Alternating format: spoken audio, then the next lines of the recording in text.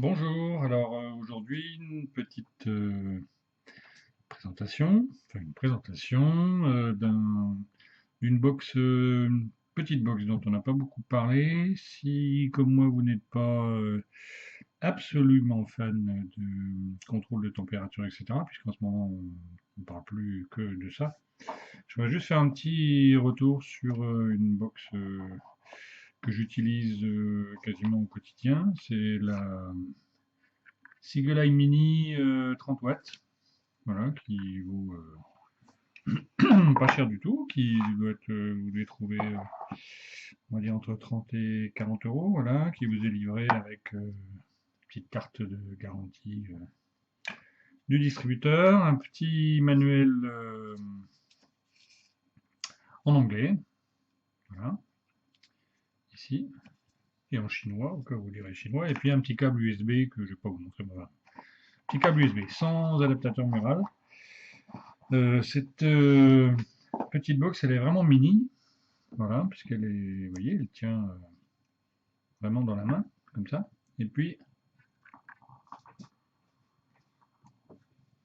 elle va très très bien à une période où on vend beaucoup de setup complet entre l'IVIC VT avec son clyromiseur, là, ce box avec son tank, bref, tout ça. Moi, voilà le petit setup que j'ai tous les jours, voilà, que j'emmène facilement avec moi. Une box, là, pour le coup, si vous êtes débutant, c'est vraiment très très simple. Alors, bon, l'atomiseur que j'ai mis dessus, là, c'est l'Expromiser. C'était la V1. J'ai abîmé le tank, donc j'ai racheté un tank en Pyrex, ça doit être celui de la V2. Enfin, voilà, c'est un reconstructible, mais enfin, vous n'êtes pas obligé de mettre un reconstructible dessus. Vous pouvez mettre n'importe quel autre tank. Cette petite box, elle vous est livrée avec une housse silicone, comme tous les produits Sigelei maintenant. Alors, les produits Sigelei, moi j'en suis très content. J'avais déjà la Sigelei 100 watts qui marche très très bien. Je ne vais pas vous faire dans le détail le menu, comment ça marche, etc. On retrouve toujours la même chose, hein. On a un bouton Fire ici. On a un bouton plus moins avec diverses fonctions quand vous faites des combinaisons. Vous pouvez quand vous appuyez sur deux boutons en même temps, vous pouvez la loquer, enfin la verrouiller. Voilà, elle comporte 5 mémoires que j'utilise pas plus que ça. Et quand vous descendez, vous appuyez donc alors c'est une box uniquement à wattage variable, hein, elle ne fait pas contrôle température, etc. Vous descendez les watts avec ce bouton-là. Et quand vous remontez les watts, il faut forcément appuyer une fois en bas et une fois au-dessus pour remonter. Si vous appuyez directement au-dessus, en fait, vous changez la mémoire. Voilà. Alors cette box-là, elle a la particularité aussi de pouvoir passer en mode mecha. Quand vous appuyez sur ce bouton Fire plus le bouton qui permet de descendre les wattages, vous passez en mode mécanique. Alors, c'est une particularité, je ne sais pas si c'est très très utile. Voilà. Et puis, quand vous repassez en mode électro, vous appuyez sur le bouton Fire et puis le bouton qui permet d'augmenter les wattages. Voilà. Enfin bon, en tout cas, ça fait une box que j'ai maintenant depuis plusieurs mois. Voilà. J'en avais pas parlé dans les revues parce que bon, c'était juste un produit parmi d'autres quand c'est sorti, mais c'est très très fiable, il n'y a absolument aucun souci. C'est d'une simplicité d'utilisation enfantine, hein.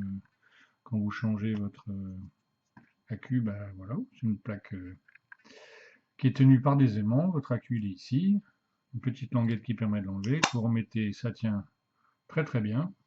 Voilà. Et puis, ben voilà, soit vous l'utilisez sans sans sa petite housse silicone, soit vous mettez dedans, moi je mets dedans parce que comme je l'emmène partout, j'ai pas spécialement envie de l'abîmer. 30 watts, voilà, alors elle descend jusqu'à, il me semble que c'est 5, voilà, je suis en train de descendre, elle descend jusqu'à 5, voilà. Et elle monte jusqu'à 30, euh, très efficace. Voilà, moi là par exemple j'ai un montage qui est assez bas, 0,6 ohm sur cet Expromiser, là je suis à 22 watts. Voilà, je pourrais être au-dessus vu la résistance, mais ça me va pas mal.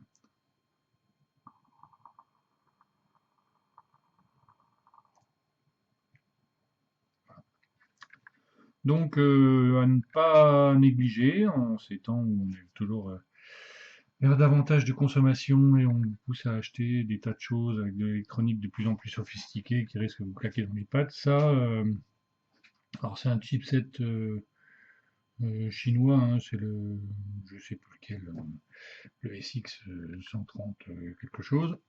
Voilà. En tout cas, absolument rien à dire. Le seul défaut que j'aurais peut-être à lui donner, c'est que la prise de recharge, ici, la mini USB, elle est en bas. Ce qui veut dire que quand vous la rechargez, vous êtes obligé de la poser. Bon, c'est un petit peu pénible, j'aurais préféré que ça se trouve sur le côté. En tout cas, ce serait dommage que ce genre de box soit oublié parce que ça marche très très bien, c'est très pratique, petit. 30 watts, si vous êtes comme moi, un vapeur plutôt tranquille et vous n'êtes pas fan du Sebum et compagnie, même si là je suis en Sebum, mais j'aime pas les atos à grand tirage d'air qui sont entre 0,2, 0,5, voire plus bas maintenant. Là, voilà. Encore une fois, si vous vapez encore sur des petites égos comme, si j'ai quelque chose sous la main, je vais vous montrer, peut-être, ou peut-être pas.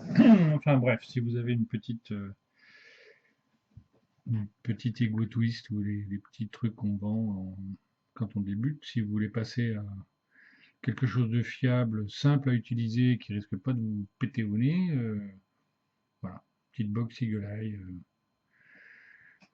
que vous pouvez trouver à des prix défiant toute concurrence sur internet. Je pense que doit descendre maintenant à en dessous de 30 €. Voilà, donc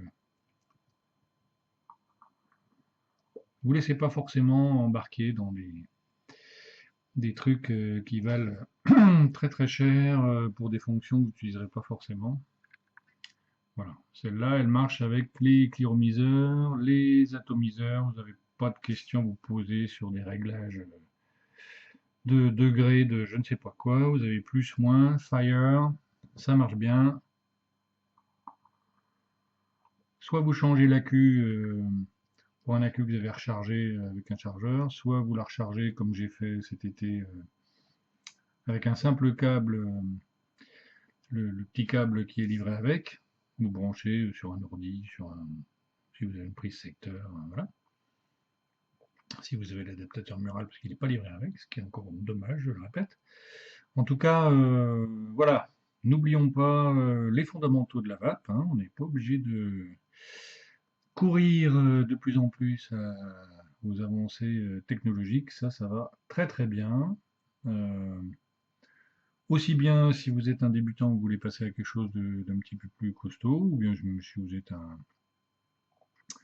un vapeur un petit peu plus expérimenté, que vous cherchez un petit... Voilà, hein, vous n'êtes pas obligé d'acheter ce box avec ce temps, vous n'êtes pas obligé d'acheter les VIC VT, etc. Petit setup comme ça, n'importe quel atout là-dessus.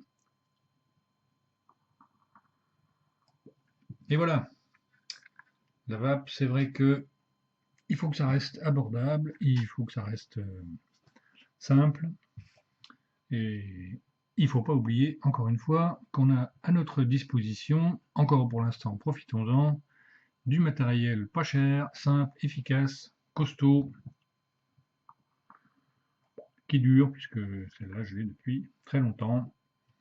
Elle ne s'abîme pas, elle a un revêtement nickel. Et voilà. Bref, c'était juste un petit point de vue comme ça sur un des essentiels, à mon avis, de la vape. Je ferai peut-être quelques petites vidéos comme ça sur des trucs simples. Si vous passez à la vape et que vous avez envie de passer au degré supérieur, si vous êtes un vapeur un peu dingo, un peu geek et que de temps en temps vous oubliez les fondamentaux. Voilà, très bien, à plus tard, amusez-vous et vapez bien.